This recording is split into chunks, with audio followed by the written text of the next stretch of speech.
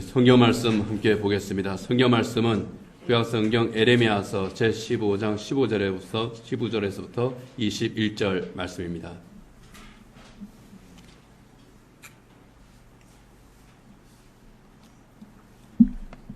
에레미야서 제15장 15절에서 21절 말씀 함께 읽겠습니다. 하나님께서 주신 말씀입니다. 여호와여, 주께서 아시오니 원하건대 주는 나를 기억하시며 돌보시사 나를 박해하는 자에게 보복하시고 주의 오래 참으심으로 말미암아 나로 멸망하지 아니하게 하옵시며 주를 위하여 내가 부끄러움 당하는 줄을 아시옵소서. 만군의 하나님 여호와시여, 나는 주의 이름으로 일컬음을 받는 자라. 주의 말씀은 내게 기쁨과 내 마음의 즐거움이오나 내가 기뻐하는 자의 모임 가운데 앉지 아니하며 즐거워하지도 아니하고 주의 손에 붙들려 홀로 앉았사오니 이는 주께서 분노로 내게 채우셨음이니이다. 나의 고통이 계속하며 상처가 중하여 낫지 아니함은 어찌 됨이니까. 주께서는 내게 대하여 물이 말라서 속이는 신에 같으시리이까. 여호와께서 이와 같이 말씀하시되 내가 만일 돌아오면 내가 너를 다시 이끌어 내 앞에 세울 것이며 내가 만일 헛된 것을 버리고 귀한 것을 말한다면 너는 나의 입이 될 것이라. 그들은 내게로 돌아오려니와 너는 그들에게로 돌아가지 말지니라. 내가 너로 이 백성 앞에 견고한 놋승벽이 되게 하리니 그들이 너를 칠지라도 이기지 못할 것은 내가 너와 함께하여 너를 구하여 건짐이라. 여호와의 말씀이니라. 내가 너를 악한 자의 손에서 건지며 무서운 자의 손에서 구원하리라. 아멘.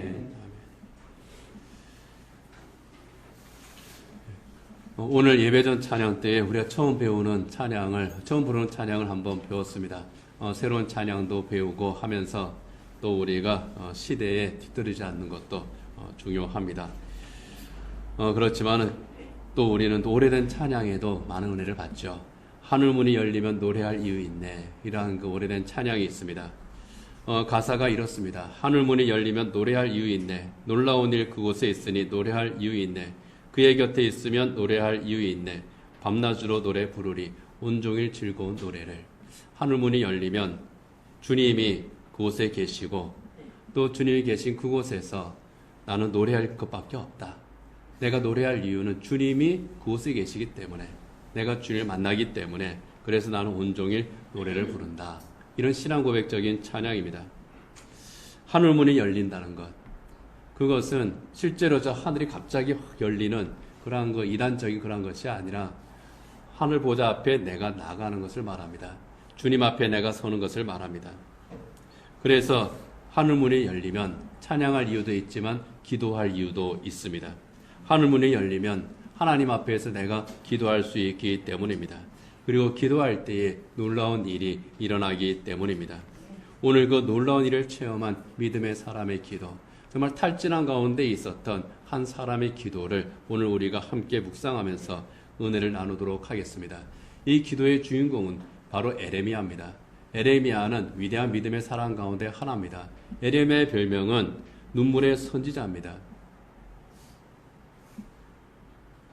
감정이 풍부해서 드라마 보고 눈물을 흘리고 또 슬픈 이야기를 들으면 눈물을 흘리고 그러한 눈물이라기보다는 이 에레미야의 눈물은 조국과 민족을 위한 그 눈물입니다. 이스라엘의 신앙을 위한 눈물입니다. 하나님을 떠난 하나님의 백성들, 죄를 짓고 있는 하나님의 백성들, 그들의 종말을 생각할 때에, 그들이 받을 심판을 생각할 때 너무 안타까워서 그들을 위해서 눈물을 흘리면서 기도했던 사람, 조국과 민족의 회복과 부흥을 위해서 눈물로 호소하고 안타깝게 기도했던 사람이 바로 에레미야입니다. 그래서 별명이 눈물의 선지자입니다. 이 에레미야 선지자의 눈물은 정말 고귀한 눈물이라고 하겠습니다. 그런데 이 고귀한 눈물의 선지자가, 정말 위대한 이 믿음의 사람이 이 앞에 본문 10절에 보면은 이런 말을 합니다. 내게 재앙이로다. 나의 어머니여. 어머니께서 나를 온 세계에 다투는 자와 싸우는 자를 만날 자로 낳으셨도다. 내가 꾸어주지도 아니하였고 사람이 내게 꾸이지도 아니하였건만은 다 나를 저주하는도다. 내게 재앙이로다. 나의 어머니여. 어머니께서 나를 온 세계에 다투는 자와 싸우는 자를 만날 자로 나오셨도다. 내가 꾸어주지도 아니하고 사람이 내게 꾸이지도 아니하였건만 다 나를 저주하는도다. 생각하는 대로 잘 안 되더라는 겁니다. 하나님께서 자기에게 사명을 주셔서 그 사명대로 참 헌신을 했는데 자기 말 듣는 사람이 하나도 없어요. 만나는 사람들마다 다투고 싸웁니다. 그런 사람으로 어머니께서 나를 낳으셨다. 실제로 그런 것은 아니죠. 그만큼 내 삶이 힘들다는 겁니다. 에레미야가 아무리 옳은 말을 해도, 에레미야가 아무리 하나님의 말씀을 선포를 해도 사람들은 에레미야의 말을 듣고 회개하지 않습니다. 화를 냅니다. 싸우려고 하고 에레미야를 죽이려고 했습니다. 아무런 변화도 없고 모든 것이 힘듭니다. 어머니가 나를 이런 자로 낳으셨도다 하는 거는요, 왜 내가 이 세상에 태어나서 이 고생하느냐, 뭐 그런 뜻이죠. 다 나와 싸우려고 하고 전부 다 나를 저주하는도다. 원한 관계도 없는데, 내가 그 사람의 돈을 빌리고 떼어먹은 것도 아닌데 그 사람이 나를 원망하고 저주한다는 겁니다. 세상 사람들이 전부 자기에게 시비를 거는 것과 같은, 누구도 나를 이해하지 않는 것과 같은 그런 처지, 그만큼 외롭고 힘들다는 거죠. 계속되는 시련이 있습니다. 어려움이 있습니다. 나쁜 짓을 하다가 어려움을 당하면은 너 죄 때문이야 그렇게도 하겠는데, 내가 죄가 많아서 그렇다고 할 수도 있겠는데 그것도 아닙니다. 하나님 말씀대로 하다가, 하나님께서 시키는 대로 하다가 이런 시련과 어려움 앞에 처했습니다. 지쳐버린 겁니다. 탈진 상태입니다. 에레미야뿐만이 아니죠. 에레미야처럼 하나님께서 맡기신 일을 참 열심히 한 사람이 또 있습니다. 누구보다 신실하게 하나님 뜻대로 살았습니다. 용기를 냈습니다. 그런데 자기에게 돌아온 것은 고난과 핍박입니다. 생명의 위협이었습니다. 그 위협 앞에서 도망친 사람이 있죠. 엘리야입니다. 이 엘리야가 로뎀나무 아래에 앉아서 탄식하는 그 내용이 열왕기상 19장 4절에 나옵니다. 같이 한번 읽어보겠습니다. 자기 자신은 광야로 들어가 하룻길쯤 가서 한 로뎀나무 아래에 앉아서 자기가 죽기를 원하여 이르되, 여호와여 넉넉하오니 지금 내 생명을 거두시옵소서. 나는 내 조상들보다 낫지 못하니이다. 넉넉하오니 지금 내 생명을 거두시옵소서. 지금 나 죽여주십시오 하는 겁니다. 나 다른 소원 없습니다. 하나님, 내 목숨 가져가세요. 이런 기도 해보신 분 있을 겁니다. 정말 힘들면은 하나님, 저 그만을 하고 싶어요. 저 좀 죽여주세요.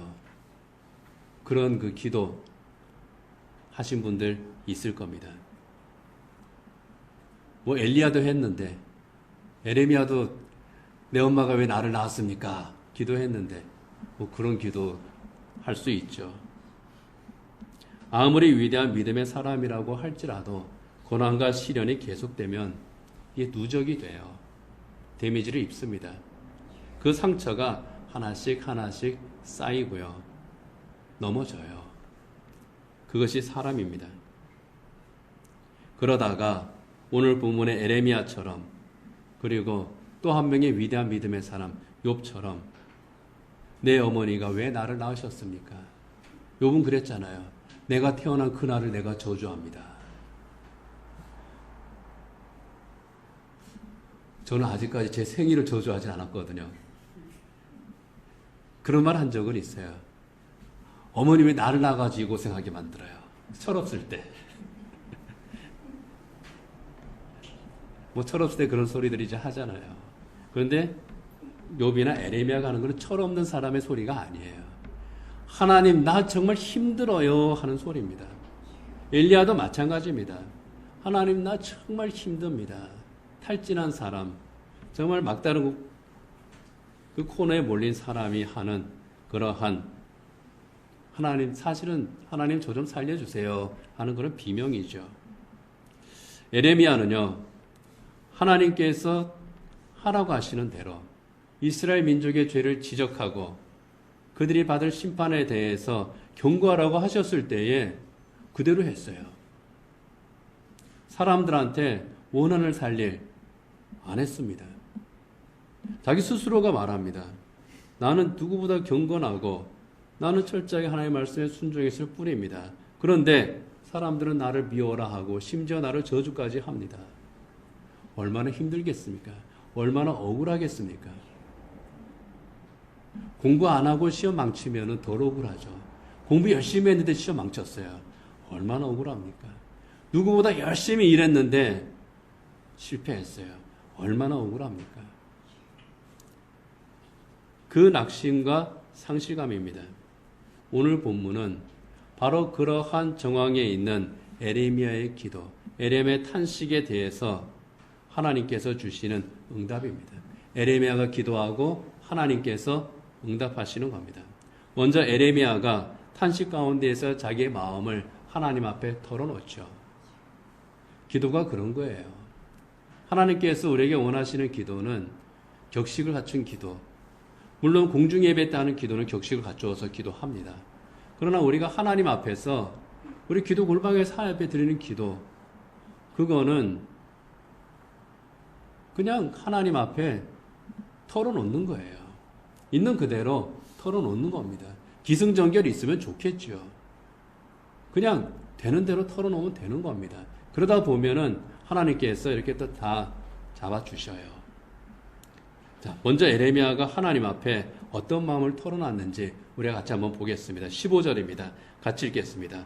여호와여, 주께서 아시오니 원하건대 주는 나를 기억하시며 돌보시사 나를 박해하는 자에게 보복하시고 주의 오래 참으심으로 말미암아 나로 멸망하지 아니하게 하옵시며 주를 위하여 내가 부끄러움 당하는 줄을 아시옵소서.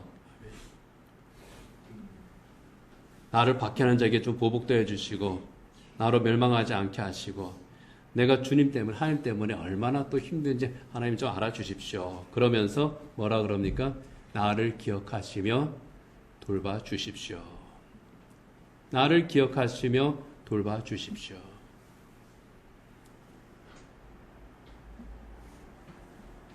근데 이게 뉘앙스가 뭡니까?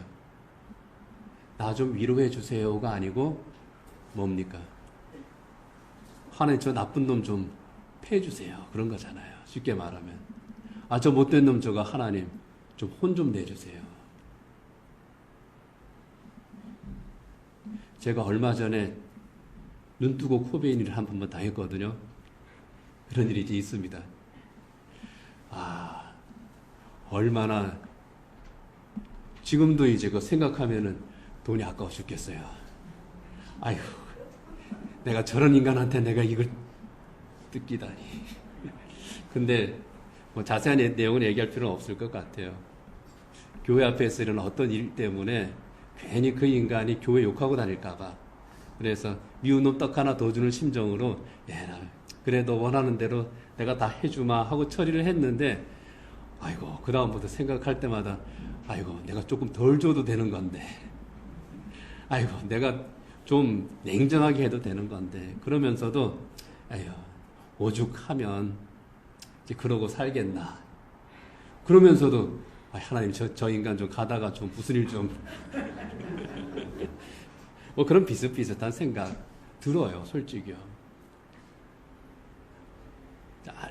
오래전에도 그런 일이 하나 있어서 진짜 굉장히 억울하고 화나고 우리 가족과 관계는 그런 일이었는데 정말 직접 내가 보복할 수는 없고 하나님께서 좀 그 인간 심판해 주십시오.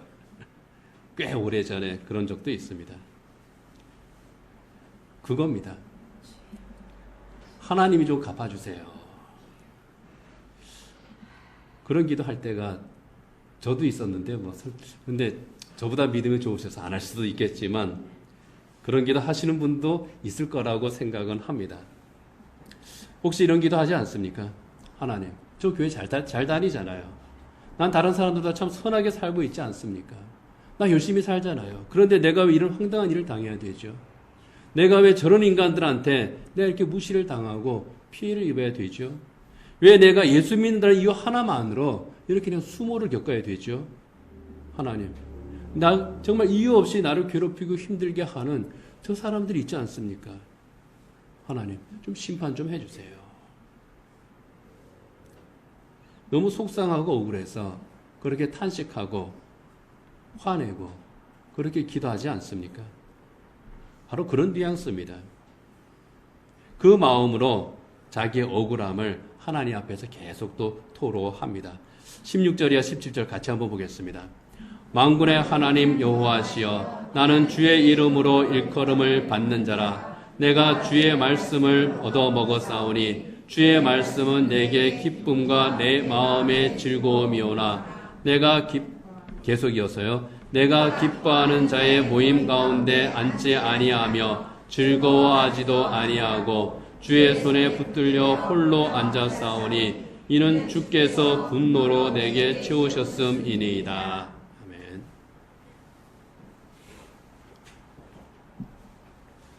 나는 주의 이름으로 일컬음을 받는 자입니다 하는 거는요, 하나님께서 나를 부르셨다 그런 뜻입니다. 하나님께 나를 택하셨고 나를 부르신 사람입니다. 난 그래도 하나님께서 부른 사람 아닙니까?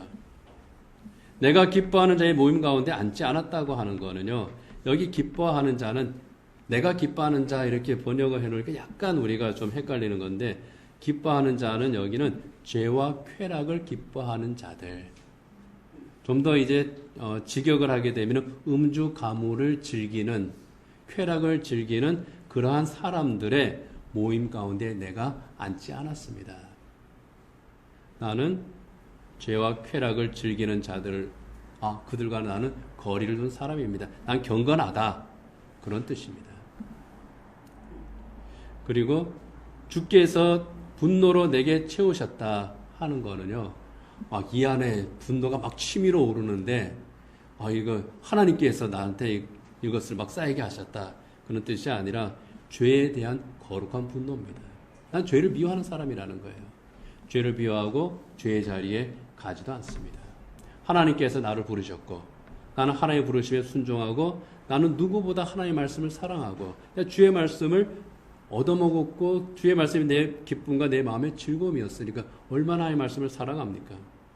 그리고 그 말씀을 들으니 나는 기쁘고 누구보다 열심히 참 올바르게 신앙생활하는 그러한 사람입니다. 죄를 미워하고 하나님의 뜻을 거스를 세상 사람들과 어울리지도 않는 바로 그러한 사람입니다. 그런데 내가 수치를 당하고 있다는 거예요. 얼마나 억울합니까? 믿음대로 사는데. 그래서 마음의 상처를 입은 겁니다. 하나님이 시키신 일 하면 보여야 되잖아요. 그렇지 않으니까 내 마음의 상처를 입고 내 영혼이 힘든 그런 삶을 내가 살고 있습니다. 그게 이제 18절에서 폭발합니다. 같이 한번 읽겠습니다. 나의 고통이 계속하며 상처가 중하여 낫지 아니함은 어찌 됨이니까? 주께서는 내게 대하여 물이 말라서 속이는 신에 같으시리까? 내 고통이 계속되어서 상처가 낫지 아니하는 것, 하나님 이거 어찌 됨입니까? 하나님께서는 내게 대해서 물이 말라서 속이는 신에 같으십니까? 하고 그렇게 하나님한테 따지는 거예요. 하나님 왜 그러십니까? 하는 거예요. 계속되는 시련과 고통 때문에 내 마음의 상처가 낫지 않더라. 나을만 하면 또 생겨요. 나흘만 하면 또 생겨요. 더 커져요. 점점 더 내 마음의 상처가, 내 영혼의 상처가 점점 더 커지고 있습니다. 겉으로 보기에는 멀쩡하지만 너무 지쳤고 그 영혼은 탈진 상태라 하는 겁니다. 건드리면 터지기 일보 직전인 것이 납니다 하고 하나님한테 막 항의하고 있는 것이 이 에레미야입니다. 그래서 이렇게까지 말하는 겁니다. 주께서는 내게 대하여 물이 말라서 속이는 시내 같으시리이까.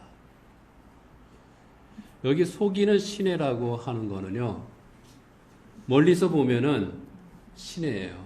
맞아요. 그런데 딱 가보면은 말라붙었어요. 시냇물인지 알고, 아, 저기 물이 있구나. 가서 내가 목도 축이고 좀 손과 발도 좀 씻고 해야 되겠다 하고 딱 갔는데 물이 없어요. 속았죠. 하나님이 그렇다는 거예요. 하나님 나 속이셨죠. 뭡니까? 못 믿겠다는 거예요. 나 하나님 신뢰하지 못하겠습니다.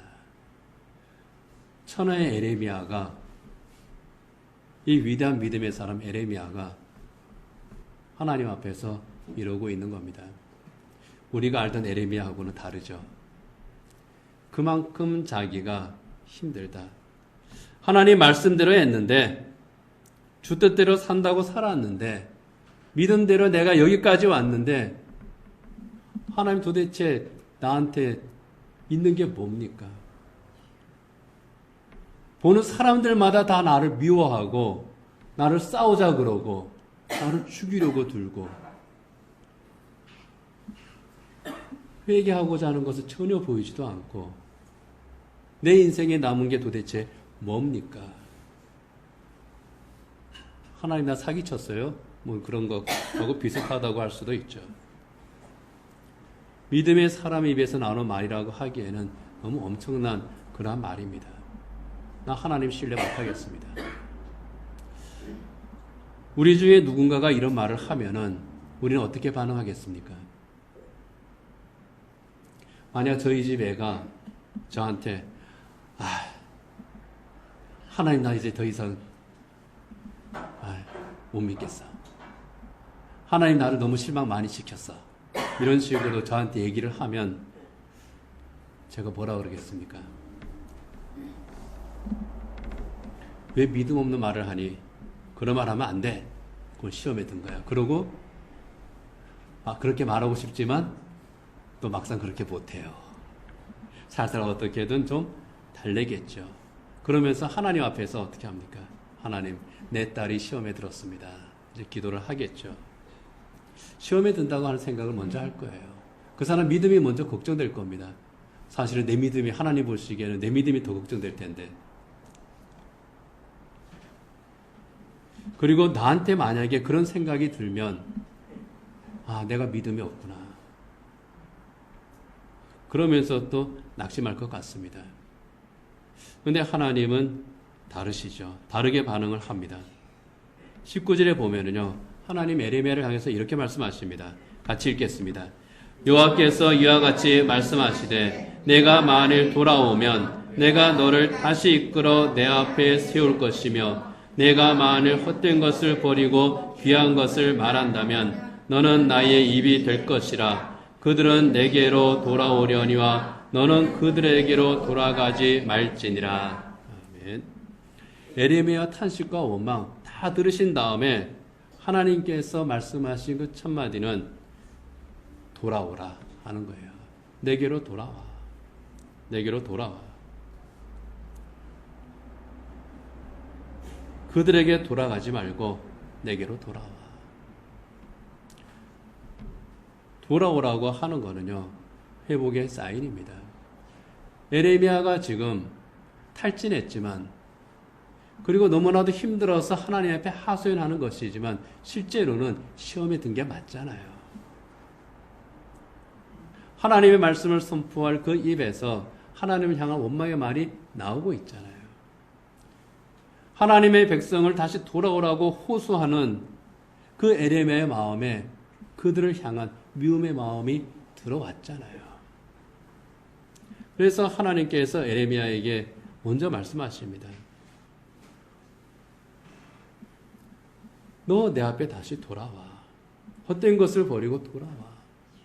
그러면 내가 다시 너의 입에 귀한 말을 할 수 있도록 해줄게.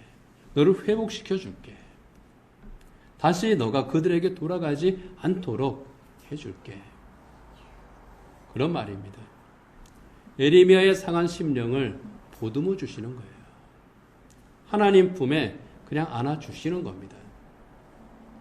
에레미야가 저 이제 지쳤습니다. 하나님 나 속이셨잖아요. 그러니 저는 이제 저 사람들하고 같이 지내랍니다. 그러면 저 사람이 나 미워할 이유도 없잖아요. 저 세상 가겠습니다. 그럴 수도 있잖아요. 그런데 그렇게 되면 더 힘들어질 것이기 때문에 하나님께서는 야, 돌아와. 돌아와. 그것이 은혜의 자리이기 때문에 하나님께서 돌아오라고 말씀을 하는 겁니다. 그리고 돌아왔을 때 하나님 앞에 돌아올 때 에레미야에게 주실 하나님의 은혜를 20절에서 이렇게 말씀합니다. 같이 읽겠습니다. 내가 너로 이 백성 앞에 견고한 놋성병이 되게 하리니 그들이 너를 칠지라도 이기지 못할 것은 내가 너와 함께 하여 너를 구하여 건짐이라 여호와의 말씀이니라. 아멘. 내가 너로 이 백성 앞에 견고한 놋성벽이 되게 하겠다. 견고한 놋성벽이 되게 하겠다고 하는 것은요, 결코 무너지지 않고 함락되지 않는 그러한 성, 견고한 성이 되게 하겠다. 저 사람들이 결코 무너뜨릴 수 없는, 너를 미워하고 너를 저주하는 그 사람들이 무너뜨릴 수 없는 성이 되게 하겠다. 뭡니까? 하나님께서 지켜주시겠다 하는 거예요. 하나님께서 나의 피난처가 되시고 나의 구원의 산성이 되시겠다는 겁니다.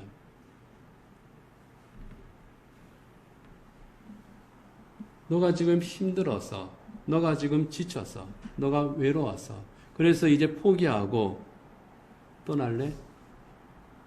그러면 다 될 것 같지? 아니야. 그러면 정말 무너지고 말아. 내가 너를 견고한 놋성벽이 되게 할 거다. 그러니 내게로 돌아와. 세상을 향하면 그것은 더 큰 실패를 향하는 길이야. 그러니 내게로 돌아와. 내가 너를 회복시켜 줄게. 하시는 겁니다. 참 하나님은 믿음의 선배님들이 증언하는 것도 그렇고 저 역시도 쭉 이제 지내오면서 깨닫게 되는 것 중에 하나가 하나님께서는 참 항상 그곳에 계시더라 하는 거예요. 하나님 항상 그곳에 계시더라. 내가 돌아서면은 보이는 바로 그곳. 아무리 멀리 갔어도 나는 정말 멀리 간 것 같은데 새벽 날개 치면서 저 바다 끝에까지 가서 내가 그거 한 것 같은데 거기에서 딱 돌아보면 바로 그곳에 계시더라는 거예요. 그겁니다. 바로 그곳에 계시는 하나님, 언제나 나와 함께 하시는 하나님, 나를 도우시는 하나님, 내가 너를 견고한 놋성이 되게 하겠다고 하시는 것이 바로 그런 뜻이라고 하는 겁니다. 그런데 이 말씀은요, 에레미야에게 처음 하신 말씀이 아니에요. 에레미야를 하나님께서 처음 부르셨을 때 그때도 이런 말씀을 하셨습니다. 에레미야서 1장 18절에 19절에 보면은요, 같이 한번 읽겠습니다.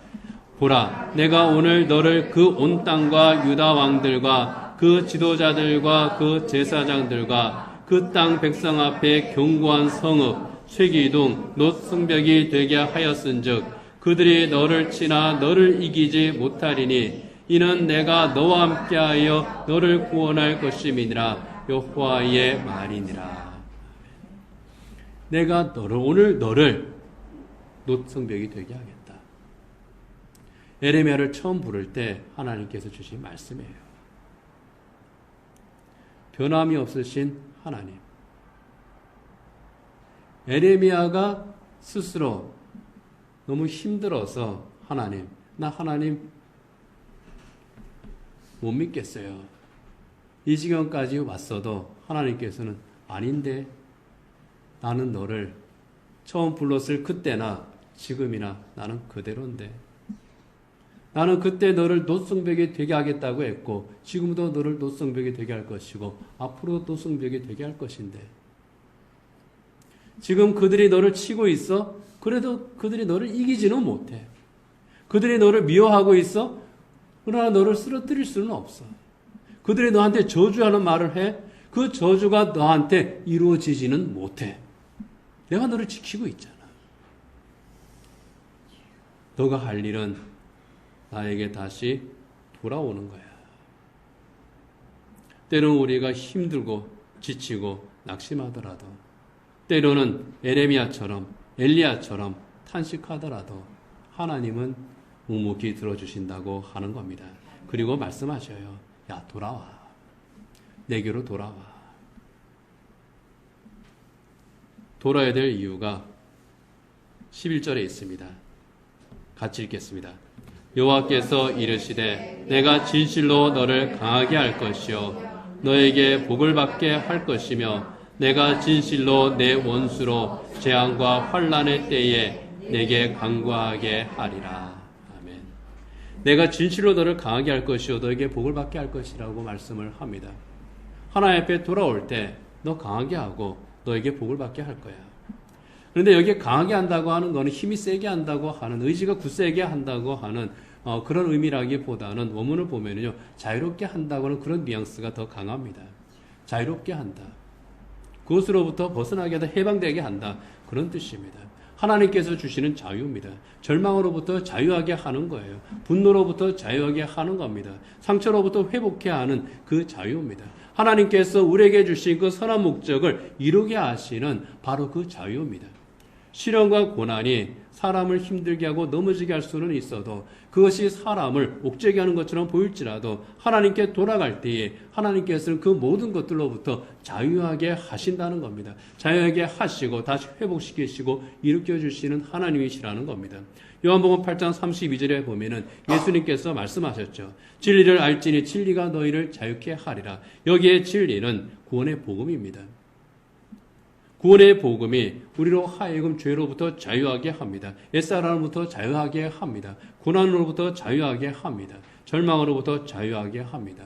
예수 그리스도 안에 있는 참된 자유와 회복의 은총이 있다고 하는 겁니다. 바로 그러한 의미입니다. 하나님께서 우리를 강하게 하신다고 할 때에는 죄로부터의 자유함, 절망으로부터 자유함, 저주로부터의 자유함, 그리스도 예수 안에서 누리는 참된 자유와 평안과 안식을 말씀을 하고 있는 겁니다. 에레미야의 탄식을 하나님께서는 끝까지 들어주십니다. 그리고 하나님께서는 끝까지 그를 기다려 주십니다. 에레미야가 말할 때 중간에 끊지 않으시잖아요. 에레미야가 하나님 말 그대로 다 들으십니다. 엘리야가 하나님 앞에 항의할 때 그 말 다 들어주십니다. 욥이 하나님 앞에서 자기의 의로움을 강변할 때 하나님께서도 그 말도 다 들어주십니다. 그리고 나서 하나님 말씀하시죠. 할 말 더 없니? 그래. 그러면 이제 내가 말할게.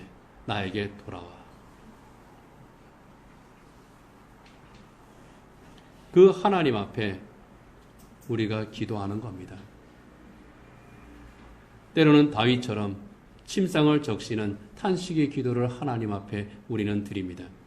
에스더처럼 조국을 구하기 위한, 민족을 구하기 위한 그런 결단 가운데 금식하며 기도하기도 합니다.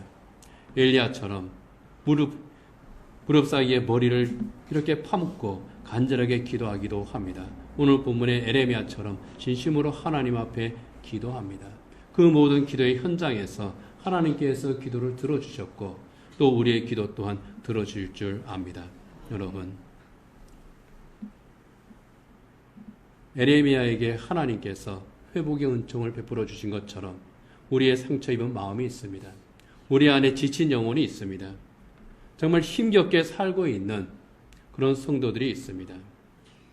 그런데 정말 감사한 것은 결코 끊을 수 없는 하나님의 사랑이 우리에게 있다는 겁니다. 그 사랑으로 하나님께서 우리를 돌보시고 회복시켜 주시는 겁니다. 에레미야를 다시 사명의 자리에 서게 하셨습니다. 그것처럼 우리를 다시 믿음의 복된 자리로 회복시켜 주시는 겁니다. 그 자리가 어떤 자리입니까? 하나님 앞에 돌아오는 바로 그 자리입니다. 그 자리가 바로 새로운 출발점인 겁니다. 그 하나님 앞에 우리가 할 일, 정말 오늘 우리가 해야 될 일, 그것은 우리의 상한 마음을 내려놓고 기도하는 겁니다. 기도할 때에 하나님께서 우리의 기도를 들으시고 또 말씀을 하십니다. 그래, 정말 잘 돌아왔어. 내가 너를 그 염려, 그 시련, 그 고난, 그 외로움, 그 죄책, 그 시험으로부터 내가 자유케 해주마. 내가 너의 상한 심령을 치유하고 회복시켜 주마. 이게 에레미야의 기도와 하나님의 응답입니다. 이제 말씀을 맺도록 하겠습니다. 기도에는요, 두 개의 레일이 있다고 합니다. 한쪽 레일은 하나님께서 이미 깔아놓으신 레일이에요. 그러면은 반대쪽 레일만 깔면 된다는 겁니다. 그게 기도라는 거예요. 이미 하나님께서는 한쪽 레일을 설치해 놓으셨고 우리가 나머지 한쪽 레일을 설치할 때에 응답의 열차가 움직이기 시작하는 겁니다. 그래서 기도하는 겁니다. 이게 기도할 이유입니다. 그리고 기도는 사람을 회복시킵니다. 일본 삿포로에서, 저 홋카이도 이제 북해도 쪽이죠. 일본 삿포로에서 복음을 전하는 미츠하시라고 하는 목사님이 계십니다. 3살 때 소아마비를 앓았습니다. 그래서 두 발을 자유롭게 쓸 수가 없습니다. 그러다 보니 어릴 때부터 이 아버지가 좀 못됐던 것 같아요. 야, 너는 아무 쓸모없는 놈이야. 항상 그 아들한테 그렇게 말했다고 그래요. 너 아무 쓸모없는 놈이야. 너까지 할 수 있는 게 뭐가 있어? 이런 말을 들으면서 자라다 보니까 나는 정말 쓸모없는 인간이구나. 이런 생각을 가지고 살았답니다. 그런데 그가 청년이 되었을 때에 복음을 들었습니다. 성경을 읽기 시작했습니다. 기도하는 가운데에 하나님의 말씀을 듣습니다. 나는 너를 사랑한단다. 너를 향한 놀라운 계획을 가지고 있고 나는 너에게 생명을 주었단다. 나는 쓸모없는 인간인 줄 알았는데 하나님이 나를 불러주시는구나. 하나님께서 나를 쓸모있는 사람으로 만들어주시는구나. 진짜 쓸모있는 사람이 되었습니다. 이 사람이 책을 하나 썼습니다. 너는 아무 쓸모없어. 그런 제목의 책이랍니다. 하나님께서는 자기처럼 아무 쓸모없다고 생각하면서 삶을 허비하는 사람들을 찾으시고 그들을 쓸모있는 사람으로 만들어주신다고 하는 겁니다. 자기가 그 증인이라는 거예요. 여러분, 우리가 하나님 앞에 돌아갈 때 하나님께서 우리를 쓸모있는 사람으로 만들어주시는 겁니다. 회복시켜 주시는 겁니다. 에레미야가 사람들이 나를 미워합니다. 내 말을 듣지 않습니다. 나를 저주합니다. 나를 좋아하는 사람 아무도 없습니다. 내가 아무리 이야기를 해도 저 사람이 들어먹지를 않고 이스라엘의 변화될 기미가 전혀 없습니다. 나는 쓸데없는 짓을 하고 있는 사람 같습니다. 하나님마저도 나를 버리신 것 같습니다. 하나님 저를 속이신 것 같습니다. 다르게 말하면 뭡니까? 나 쓸모없는 사람이 됐습니다. 그런 뜻이거든요. 그런데 하나님 뭐라 그럽니까? 나한테 돌아와. 그러면 내가 너의 입을 다시 회복시켜 줄게. 너를 쓸모있는 사람으로 만들어 줄게. 이게 기도입니다. 기도의 또 한 가지 정말 놀랍고 감사한 거는요. 언제든지 기도할 수 있다고 하는 겁니다. 내가 지쳤을 때, 내가 외로울 때, 내가 고난을 당할 때, 내가 시험에 빠졌을 때에도 기도할 수 있습니다. 죄악 가운데 있다고 할지라도 기도할 수 있습니다. 얼마나 이 기도가 놀라운 은혜인지 몰라요. 기도하게 하시는 은혜가 또 거기에 있습니다. 죄악 가운데 있던 자가 하나님께서 붙들어 주심으로 그 순간에 하나님 앞에 기도하고 회복이 되거든요. 돌아오게 하시고 하나님께 돌아올 때 회복해 하시는 우리 하나님의 사랑이 그곳에 있습니다. 하나님께서 우리를 하나님 앞에 돌아올 때 하나님 앞에 엎드려 기도할 때 우리를 견고한 도성이 되게 하시고 이기게 하신다는 겁니다. 하나님께서 언제나 우리와 함께 하시는 그 하나님께서 우리를 강하게 하시고 우리에게 예비된 복을 주시고요. 우리를 정말 쓸모 있는 인생으로, 복된 인생으로 되게 하신다는 겁니다. 이것이 하나님께서 에레미야에게 주신 응답입니다. 그렇기 때문에 우리도 기도할 이유가 분명히 있는 겁니다. 함께 기도하겠습니다. 반주자는 반주해 주시고요. 하나님 앞에서 우리 스스로를 한번 돌아보시기를 원합니다. 에레미야처럼 내 마음이 상하고 그 상한 마음이 너무나도 상처가 깊어서 인간의 어떤 수단으로도 치유받지 못하고 있는 그런 상태라면은 내 영혼이 너무나도 힘든 이 에레미야처럼 하나님이 나를 속이는 것처럼 그렇게 생각될 정도로 내가 탈진하고 내가 지금 탄식하고 있다면 주님 앞에 그대로 내어놓으시기를 바랍니다. 하나님께서 에레미야를 받으셨고 십자가의 주님께서 우리를 용납하여 주심을 믿습니다. 우리를 사랑하는 주님 앞에 우리의 기도의 자리를 가질 수 있기를 원합니다. 고개만 돌리면은 바로 그곳에 계시는 하나님께서 우리를 받아주시고 우리에게 회복의 은총을 누리게 하심을 믿습니다. 나는 기도하고 하나님께서는 응답하시는 이 기쁨을 누리는 회복의 은총을 누릴 수 있는 우리가 되기를, 바로 내가 되기를 하나님 앞에 기도하십시오.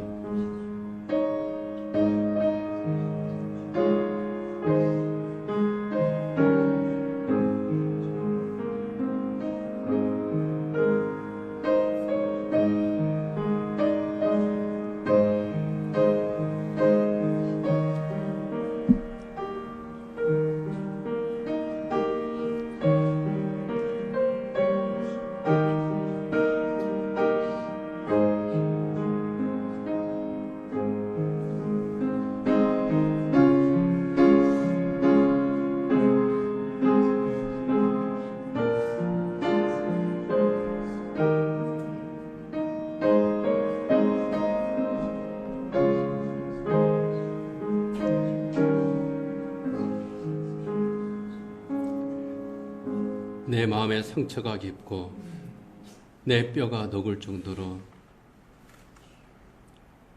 근심이 많고 탈진하고 힘들고 시련과 시험 가운데 있다고 할지라도 언제든지 우리가 고개를 돌리면 하나님께서는 그곳에 계시고 그 얼굴을 우리를 향하여 계시니 얼마나 감사한지요. 하나님, 그러하오니 저희들 하나님을 향하여 돌이킬 수 있게 하시고